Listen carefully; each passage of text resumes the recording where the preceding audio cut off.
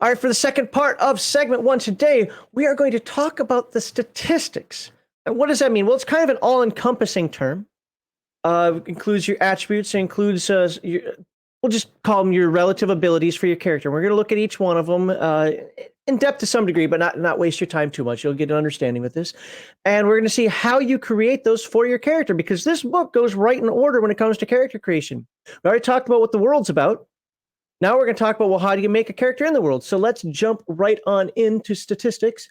And you can be like, where's your normal intro? Fool you, you're not going to have it this time. So go watch the first video. Yeah, there you go. All player characters and non-player characters. It's not showing. Oh, you're right. It's not showing. Man, and I had that up there perfectly too. There we go. It's almost like I haven't done this before. Hide that because it's annoying. Okay, hey. All right, all player characters and non-player characters possess a variety of basic statistics, physical and mental attributes, defenses, resistances, and other physical and sorcerer's abilities that are measured in numeric values. So all statistics are numbers for game purposes to represent your abilities. Don't get hung up on those numbers. Just understand that it's just to be there so that when you roll dice, you have something to roll against. That's all it is. This chapter covers the most essential statistics for gameplay. So attributes. All right, so 6 major attributes. And if you've played Dungeons & Dragons, you know these 6 attributes because it comes directly from there. Strength, dexterity, constitution, intelligence, wisdom, and charisma. And we'll talk about each one of those in a little bit. And the scores range from 3 to 18. Now, before we even look at generating attributes, what is the simplest method to generate those attributes from 3 to 18? 3d6. Roll 3 6-sided dice. Exactly. And whatever those things add up to, that's the number. But he gives 5 methods. Of course. 5 to choose from. Now, you could come, because I almost guarantee you my method is not in here. So there might be a 6. But you can come up with your own. So roll 3d6 for each attribute in order. I don't like this method. I understand. I mean, method 1 is made for I think a seasoned player who can play any class, whatever. Like, oh well, I got a high dex, then I'll play this class. I got a high strength or a high intelligence, high wisdom. I'll play this, and he's not sure what he wants to play, and he rolls it up. Oh yeah, okay, that's a thief, and I'll play a thief. But for someone who has an idea of their character, especially if you read the background, you might have an idea of your character, then you might want to move on to another method. Yeah, and that's kind of how I am with that one. Like I like 3d6. Don't get me wrong, but I want to put them where I want to put them. But if we're just playing a hardcore game, like, look, I don't care if you all roll wizards. I don't care if you all roll fighters or whatever.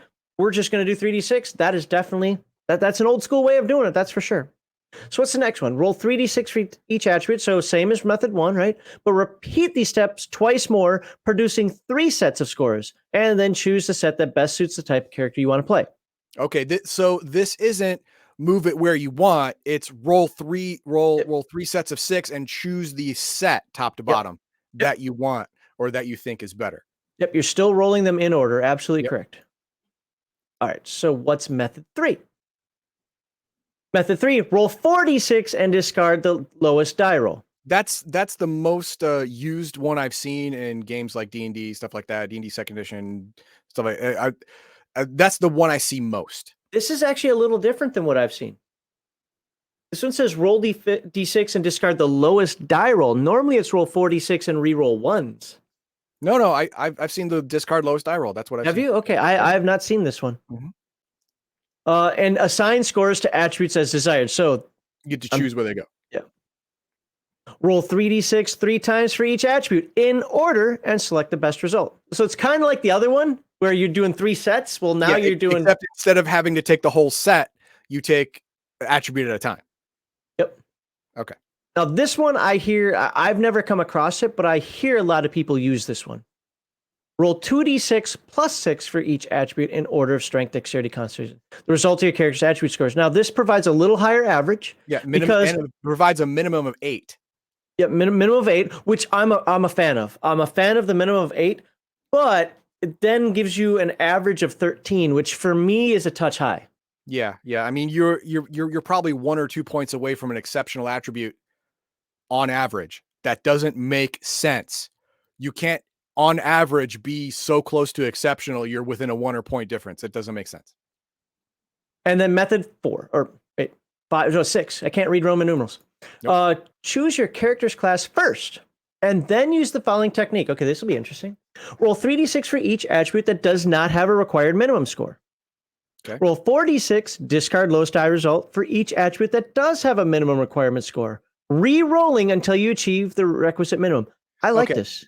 It's neat. I get it. Again, this is for you read the background, you're like, oh crap, I want to play sorcerer. That sounds really cool. Or I want to play a fighter. That sounds awesome. That's my jam. And you're like, okay, well, I'll make sure you can play a fighter. You can. Are you guaranteeing it's going to be a great fighter or a great wizard or a great thief? No. But you are guaranteed that you are going to be able to play that class. That's nice. Yeah, I like this method, but I think that same thing can be accomplished with method 3 through 5. Really. Sure. Because you get to place attributes at that point. Yeah, I mean, again, it's personal preference. I like this concept because here's the thing. I know a lot of people, especially modern gamers. Oh my God, I remember getting into so many arguments with some 5e players, when we were playing the 2nd edition game, like, my attributes are too low, blah, blah, blah. How can you play a game with a 7? Oh my God. You don't need all 18s to play, right? Remember, Raceland became a god with a 17 intelligence. Yeah. And my character in the ongoing Rifts campaign has a 7 intelligence. Yeah, there you go. And I'm fine. I know people want to always numbers crunch and be like, well, if I'm an 18, I can never get the highest level spells. Or if I don't have this super stat, I'm a horrible fighter with a 15 strength. No, you're not. No, you're not. And the highest level spell thing, even if you get to level 20, the maximum number of spells of 9th level you're going to have is like what, 2 or 3 yeah. tops? Come on, man. You're missing out on 2 or 3 spells. Get over it. And there are ways to increase that. Now, this game doesn't even go to level 20, so which we'll talk about later. But the point is I don't whine about the fact that as long as you hit your minimums, enjoy the character. Well, my character sucks because I get no bonuses to anything. Have fun. And this is what is the benefit of a low fantasy sword and sorcery type setting. You're kind of expected to die. I said that or a little. Or at the very least get screwed up real bad. Yeah. So. Now, attribute adjustment. With the referee's permission, an attribute can be raised by 1 point if another is reduced by 2 points. That's a common AD&D trope. Okay, now, this is neat if you're using method 1 or 2, and you're like, oh, I'm only 1 away from being able to play the wizard I wanted. Then the game asks, like, okay, I'll give you that 1. Just give me 2 in return. Oh, you already started. Nice. Okay. So Hey, you didn't read the rest of that paragraph. Look, guys, we're just trying to introduce you to the game. All right, so let's look at strength. See where exceptional. Oh, exceptional starts at 15 for strength, but it starts at 13 for dex. That means if you do the 2d6 plus 6, on average, you're going to have unexceptional dexterity attribute. That doesn't make sense. Well, again, this is very much based on old school D&D where they weren't equal across the board. All right, so an evaluation of muscularity, power, and force strength also represents how well the character can make use of physical might. And I don't know, well, we'll go into it. Again, I can't refer to the old game. Gotta assume nobody's read it. So if you roll a 3, your attack modifier for melee is -2. Now, if you look at that, I want you to look at this chart for a moment. Oh my God, I only have a 7 strength. I'm so weak, blah, blah, blah. Literally no modifier. Well, no, there's a damage modifier. -1. But we're still right here, attack modifier. I know. But there is a modifier. Well, it's so -1 is still minimum of 1 damage. Yeah, fair. But the point is, it's not like you can't hit anything or can't do anything. Right. So you can be a weak wizard. You're just not going to do a lot of damage. That's fine. Now, test of strength. And we'll get into a moment here. We'll look at exactly what a test of strength is. So test of strength is you're just trying to do something that requires strength. Move a boulder, pick up a heavy thing, lift a gate, whatever. Extraordinary feat of strength. That's the so this is what bend bars, lift gates, and this is what's this is the Hercules shit, right? Yeah, exactly. Look, with that, you only have a 2% chance, but that makes sense. You're a weakling. Okay, even the 18 fighter only has 32% chance. Actually, I think fighters get a bonus, but we're not going to talk about that yet. You have a 5 and 6 chance of a test of strength, but only a 32% chance of extraordinary feat. It's not like you all have a good chance of doing it anyway. Stop whining about low attributes and enjoy those upper ones. And even still, it's only a -2 at the 3 and only a +2 at 18. So now, there's not a huge swing here. 10% on a D20. So let's look down here. So attack modifier, obviously it's a bonus or penalty applied. Damage modifier is Heathen Dog already mentioned. It's less damage for melee and hurled, so thrown weapons, right? Now, what is a test of strength? The chance in 6 to force open a stuck or locked door, move a rusted lever, or perform similar tasks that require muscle power. So here you go. Yeah. Human levels of muscle power, like stuff you'd buy a strong guy could do. There you go. You can do it. Now what is the other one? Yeah. An extraordinary feat of strength. The chance for strength feats of heroic stamp, such as bending the bars of a jail cell, breaking manacles, lifting a portcullis, or powering a massive boulder off a pinned comrade. So this is your bend bars, lift gates. Yeah. This is the, I'm going to lift the car off of my baby stuff. Okay, let's move to dexterity. An evaluation of elusiveness, speed, agility, balance, and the ability to physically react to hazardous conditions. Also covers manual manipulation of mechanical and sometimes magical devices.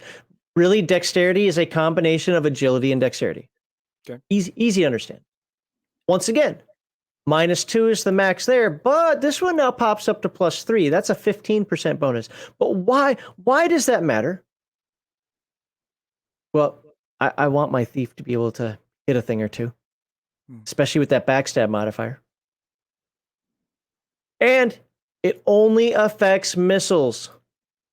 How often are you able to really use a bow in a dungeon with 5-foot wide hallways or maybe 10-foot wide hallways, and your buddy's in front of you?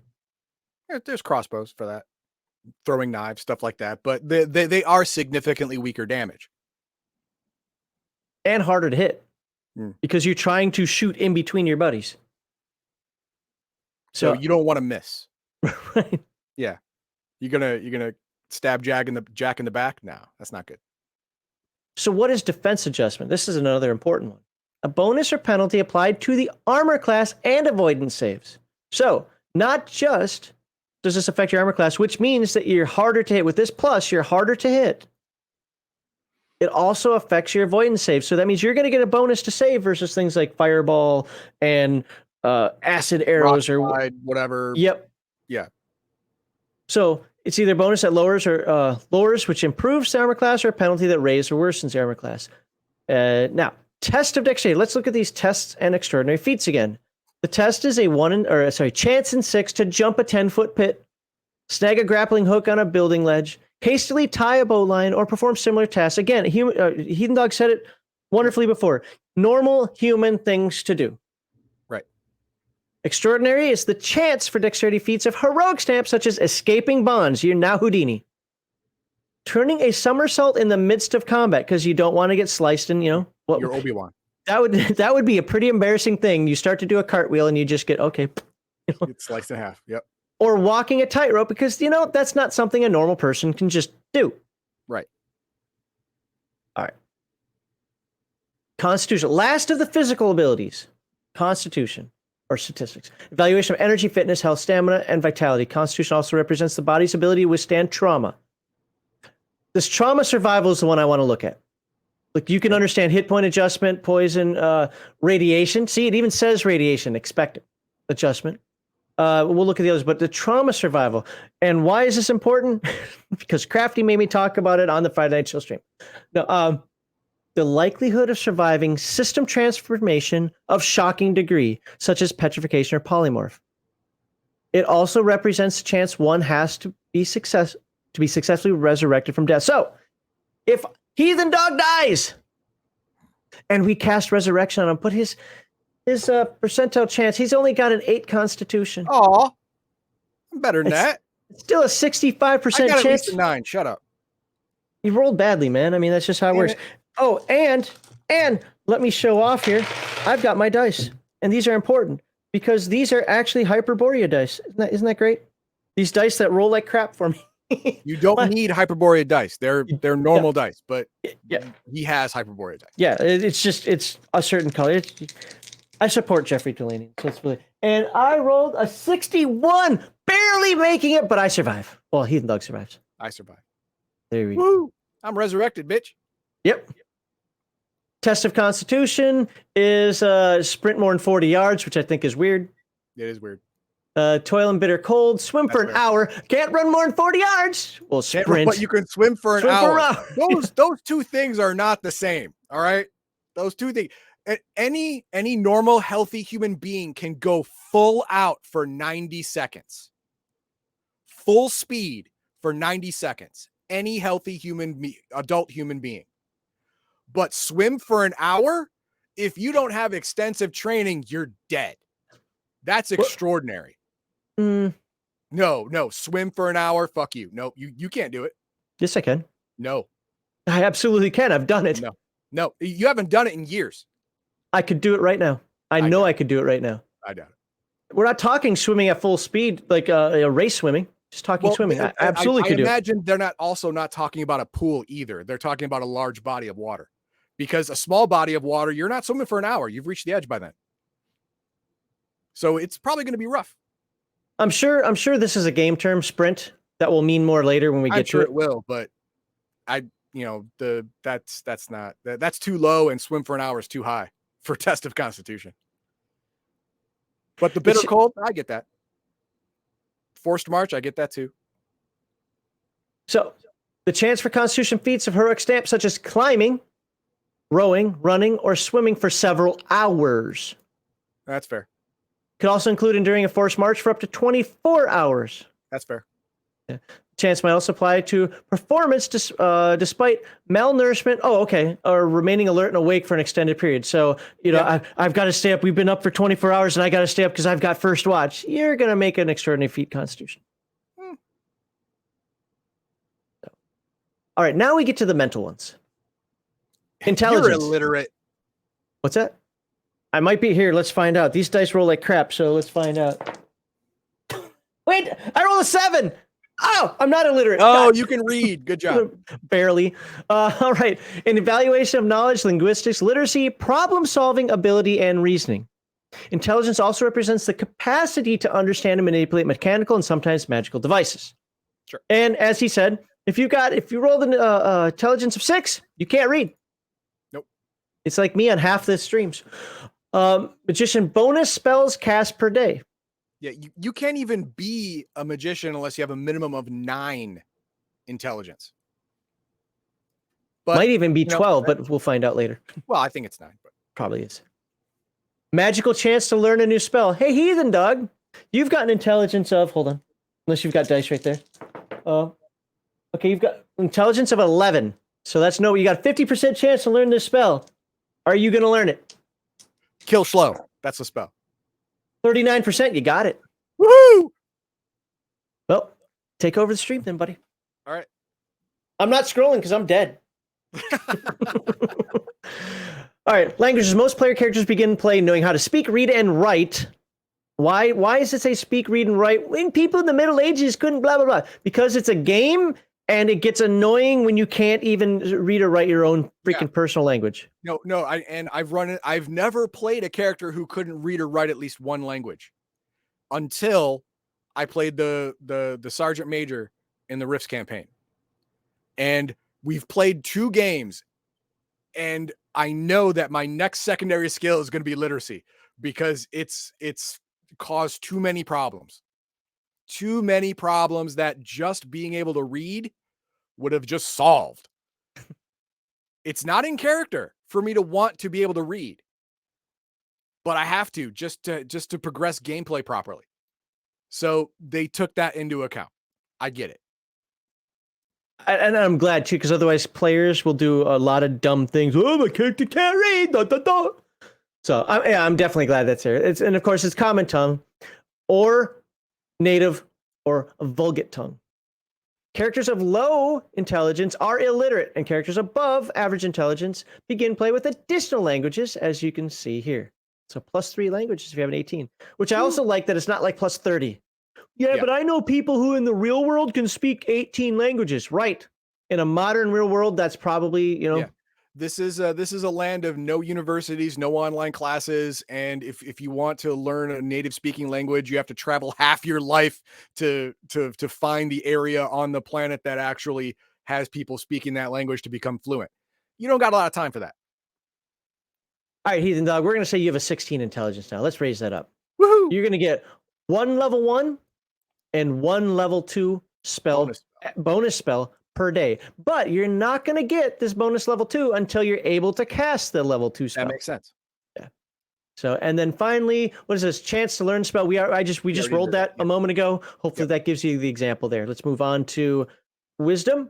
Evaluation of common sense, insight, judiciousness, perception, prudence, and understanding. Wisdom also represents one's emotional, intellectual, psychological, and spiritual willpower. So pretty common. So it's a combination of self-control and empathy. Okay. Yeah. Let's see. Willpower adjustment. Well, let's see what that is. Willpower adjustment. A bonus or penalty applied to saving throws associated with them with mind control. If you're new to this type of game, a saving throw is somebody trying to brain fool you, and you're like, "No, sir, you are not brain foogling me." And I rolled a 2. I rolled a 2, but I have an 18 wisdom, so that gives me +2 to that roll. So now I have a 4. I'm still brain foogled. Yeah, you're still brain confoozled. So, cleric's bonus spells cast per day, same thing that we just did with the mage. Yeah. So if you've got that 18 intelligence, you can have a level 1, a level 2, a level 3, and a bonus level 4. All those bonuses right there, but not until you can actually cast those spells. So you don't get your level 4 bonus at level, when you can only cast level 1 spells. And finally, chance to learn new spells. I never understood this for clerics, but you know what? It is what it is. I just kind of felt that God should just give it to you, but I'm not against the mechanic as a whole. Actually, hang on. There's a long-standing saying: God gives you exactly what you can handle. Yeah, fair. Guess what? Wisdom 18 guy can handle more than a wisdom 10 guy. That's how it works. I'm not going to argue with it. Now, charisma, an evaluation of outward appearance, so it's your physical beauty. Leadership, so it's some presence. Personality, persuasiveness, and social graces. So it's looks and presence. Yep. Charisma affects how potentially hostile people and monsters might react to this character. So that leads me to believe that this game has was a morale adjustment, not reaction adjustment. Reaction modifier. Yep. And there it is right there. Reaction loyalty. What is reaction? Hopefully we get to that in a later chapter, but essentially it's this. You meet some stranger on the street. You don't know if it's friend or foe. The game master rolls and now adds your charisma to it. Oh, you got or subtract, right? He got that 18 charisma, right? So he gets a +3. Well, I rolled a 10. Well, that gets bumped up to a 13, which means probably a better encounter. He starts off a little happier with you, or at least perception-wise, like, okay, I don't want to stab him immediately. Now, a -3, that's kind of got the opposite effect. You know what? I don't have time to talk to you and your bad breath. Well, now, since charisma is both social and physical, you can choose why you have a -3 for role playing purposes. Like I have giant warts on my face, or I have really bad skin, or I have halitosis, or I'm just a prick. Yeah, you could be beautiful, but with such a bad attitude that the moment you open your mouth, like, oh, I gotta adjust your adjustment. And it determines the maximum number of henchmen you can have. And if you're a cleric, apparently, if you've got good looks, undead hate you more. Or if you're very compelling. Oh, come on, it's looks. I banish thee, spawn of the devil. Be gone. I'm going with looks. Okay, fine. Anyway. Okay, hang on. I got something to say here before you get into other statistics. Sure. The rolling method, which one was it? It was 4 that did 2d6 + 6. I think you're right. That's attributes. 3. I think you're right. 3. Oh no, 4. No, 4. 5. Nope, 5. Okay, rolling method 5. That is, in my opinion, not doable in this game. You cannot use it. You can't use method 5. it's cheating. The reason being is because the average roll for a 2d6 plus 6 is 13. Mhm. And on every stat, exceptional begins at 13. I All right, watched let's take every a- single stat. You get bonuses for 13 and higher. So you get +1 to damage there. You get +1 to hit with missiles there. Constitution, you get a bonus hit point. You get an extra language. Not that that matters, but if you're a wizard, you also get And an extra level 1 spell. Yep. Let's see, Extra wisdom. extra Oh, wisdom, Oh, cleric spell. it's just an extra Yeah, spell, just an extra spell. but that's still a bonus. Yep. And here you get extra reaction, so people like you just a touch better. Yeah. So every single stat, rolling average gives you exceptional. That's dumb. That's dumb. All right, we're gonna breeze through some of this stuff. These are game concepts that, oh my god, I need to know what these are. Well, some of them will be talked about in combat and so forth, and we'll get back to it. We'll just address it here. Armor class is how hard you are to hit. Okay, so normal unarmored character is armor class of 9. Theoretically, again, oversimplifying, roll a 9 or better on a d20 and you're hit. There are things that will help improve that, like armor and dexterity and so forth. All right. Casting ability is a numeric value representing the efficacy of the character's sorcery. Although the casting ability of a magician or cleric equals the character's level of experience, development of this ability is delayed in certain subclasses. That means some classes can't cast spells at level 1. Well, that's not uncommon. You know, rangers, bards, stuff like that. They don't get actual casting ability until later levels. Old school clerics couldn't cast at level 1 either. Hmm. First, I think it was first edition AD&D that changed, or it was either first or second edition AD&D that changed it. Fighting ability. This is, again, you roll a 20 and you've got the fighting ability chart. I'll bring up a character sheet at the end of this. And obviously, fighters are going to increase in fighting ability faster than wizards are. Hit dice. This is the type of die you roll when you level up, probably gain more hit points. If you're a wizard, I'm guessing if it's like D&D, but we'll find out later for sure, you roll a d4. Yay, you can get a max of 4 hit points. If you're a big bad berserker type, you'll get a d12 and maybe you can get 12 more hit points. Plus your constitution modifier. Plus your constitution modifier, right? Or minus your constitution modifier. Yeah. There, again, but good minimum one. Minimum one. You always get 1 hit point per level minimum. You can't go negative. You can't lose hit points by going up a level. It's not going to happen. And those hit dice, right? You roll those dice. Sure. Right there. Well, they translate to the number, and you add each of those dice. So I'm just going to roll 2d6s right here. I rolled a 3 and a 5. So at first level, I had 3. At second level, I got 5 more. So now I have 8 hit points. You add those together. Well, at level 10 and beyond, a static hit point figure is added to the character's total, and that is determined by your class. Yeah, that's first, second edition AD&D. Same thing. You just get a straight up +1 to +3, 4, 5, plus your constitution modifier or minus constitution modifier per level. And there you go. No more rolling. Movement. Remember, we had a really hard time finding the movement rules. That was one of the few things I remember from that series that we did. It took us forever to find the damn movement rules.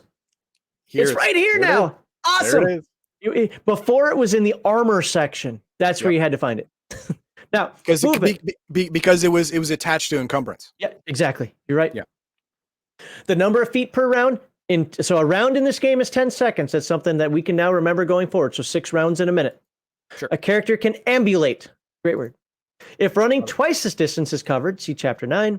Movement in a dungeon or wilderness is measured by a turn 10 minutes. Now, this is one of those weird things that I don't think second edition AD&D said well enough, but older school games said better. And this one, I'm glad, just right there, bam, right at the beginning. Movement in a wilderness is different than movement in a dungeon. You actually switch to a different movement or a different time frame. That's to keep the game moving. So, saving throw. This is the chance to avoid, resist, or reduce harmful effects. Somebody poisons Heathen Dog. Well, how do we determine how well or if that poison works? Heathen Dog rolls a saving throw. Woo. And if the saving throw is a success, the poison does minimal damage, no damage, or whatever it says for a successful saving throw. If he fails it, he could die.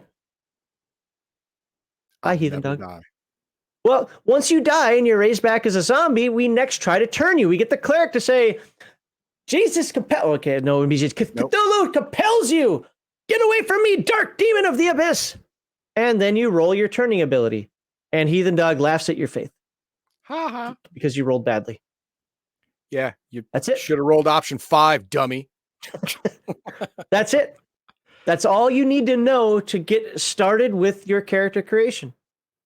Next week. It'll all be next week. The entirety of next week is just me character classes. We're going to talk about the character classes in the game. I breezed through this, but again, we're not a tutorial in this. Yeah, you just got to get a handle on it. That's all. Yep. Just get a handle on the concept, and you're good. If you have questions, put them in the comments. Heathen Dog, do we have any comments that we want to bring up right now? See here. Kevin Sullivan says, "Play your character, not your character sheet." Yes. Yes. Your character sheet adjusts the outcome of your character play, but it is not your character play. That's fair. 100% fair. I like that. Absolutely. Yep. And then Crafty says, Hyperborea is not about bonuses. The game is about the experience of playing in a crazy world with knights, wizards, space aliens. And again, that goes back to what Kevin was saying. That it's about you immersing yourself in the character's world. Stop making it about bonuses, minuses, and every individual die roll, blah, blah, blah. No. What about my background? I wrote a 30-page background for my character. You know what? That's great. You go ahead and keep that. All right. That is it for week 1 of Hyperborea. I'm liking it so far. I mean, to be fair, I like 2nd edition. I pretty much assumed I was going to like 3rd edition as well. But I haven't seen any major missteps so far. Have you? No. I'm really happy about the movement thing. It's funny, until I just read that right now, I forgot about that. Then that popped in my head. It's like, that's right. We spent forever trying to find movement. Like, where is it?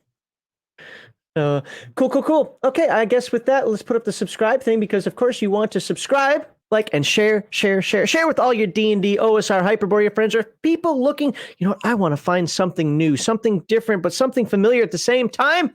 Show them this.